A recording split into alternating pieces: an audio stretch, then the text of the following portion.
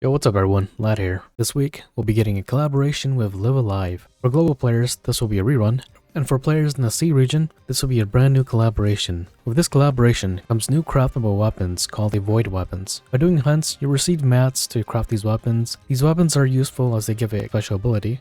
For thieves or daggers, this will allow you to clear out one slot from your accessory slot from using accessories such as Kurtz's A4 accessory. These are great for debuffers and breakers as they offer a lot of versatility. Now with the collaboration, we'll be receiving 4 different characters from the collab: Oersted and Streibough first, and then Odio-Oersted or Odio-O, and Odio-S or Odio-Streibough. Basically good versions and evil versions of the same characters. Oersted is given out for free for all players. We'll see if the global side gets another copy. As he's given out for free, most of the time, free characters given out in gacha games are normally not that great. That applies to Oersted. For new players, he's not bad, but for players who've been in the game for a hot second, he falls far below to what is expected from a top tier warrior. You can check out his overview here.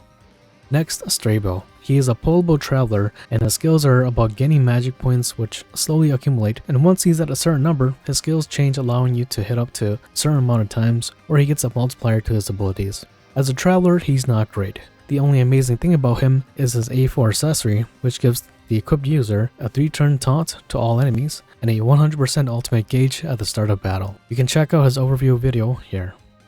Then we have Odio-Streibough, or Odio-S.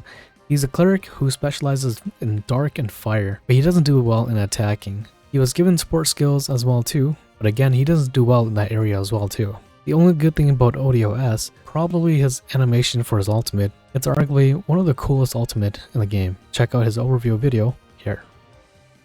Next, we have the best character in the collaboration, Odio-O or Odio-Oersted. He's still the current best dark warrior that we have today. Of the 3 best warriors currently in global, Alrika, Sazantos, and him, he's ranked 3rd and best of all warriors. And that's because you need to have a traveler that is able to heal all allies every turn. The one who appears best for him is Rerun for her Gracious Prayer ability, and then EX Primrose for her HP regen for all allies and max boost. Both Alrika and Sazantos can be sustained by themselves without need for a healer, whereas Odio-O requires a healer as his attacks deal damage to your party to fully maximize his abilities. As you continue further into COTC, Odio-O becomes less used as better warriors come down the line. For new players, I would recommend only him from the collaboration, and that's if you have Rerun or EX Primrose or any other traveler that's able to give your entire party a HP regen. Now let's go over their 6-star and their TP skills and passive. None of them have any quality EX skills or amazing TP or passives, but we'll go through them quick.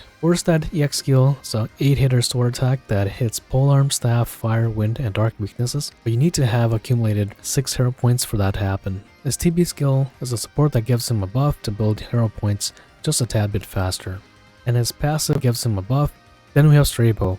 Streibough's EX skill gives a fire, ice, lightning, wind, dark weakening. Then he hits one time to those elements. It's rather useless as the potency is weak and you won't be finding enemies with all those weaknesses all at once. His TP skill is a 3-hit dark attack that gives him 1 magic point, and his TP passive gives him a 30% crit up with the chance to crit with elemental attacks. Next we have Odio-S. His EX skill is a 9-hitter after he consumes 30 SP 9 times. His TP skill is a 3-hitter with both dark and fire that becomes a 5-hitter at max boost. His TP passive lowers sword, fire, and dark resistance of an enemy by 10% if the enemy has more than 8 or more status icon debuffs. Then lastly, we have Odio-O. His EX skill gives the front row courage or retain 1 HP 1 to 4 turns, and then gives the ally behind him death sentence or that traveler gets KO'd after a countdown of 2. His TP skill is a massive nuke attack that takes 80% of HP from all allies, and he also gets a 100,000 damage cap added. This can be used twice per battle. His TP passive, when the ally in the same row as him gets incapacitated, he increases his damage multiplier for critical hits from a 1.2 times to a 1.4 times. Alright, well that was a quick rundown. Odio-O is still the best character in this collaboration, but just understand, travelers are being released like hotcakes every week, or so it seems. So before we know it, warriors better than Odio-O will be coming up quick. Right now, he is the strongest dark warrior until we get the next dark warrior, which is from a different collaboration. So right now, he is still a safe pull if you truly need a dark warrior in your team. Now with this rerun, I expect all 4 of them will be getting access to their Blessing of the Lantern or TP skills and passive, just like how we saw with Signa and Sazantos. Their 6-star awakening, I'm assuming, will probably come down later in the line. Alright, well that was it for this rerun collaboration. Let me know if you'll be doing any polls. I'm hoping for a good deal on Streibough. I wouldn't mind snagging up his A4 accessory. If you're interested in any of the overviews, make sure to check them all out here. I'll catch you next time. Take care of yourself. Flat out.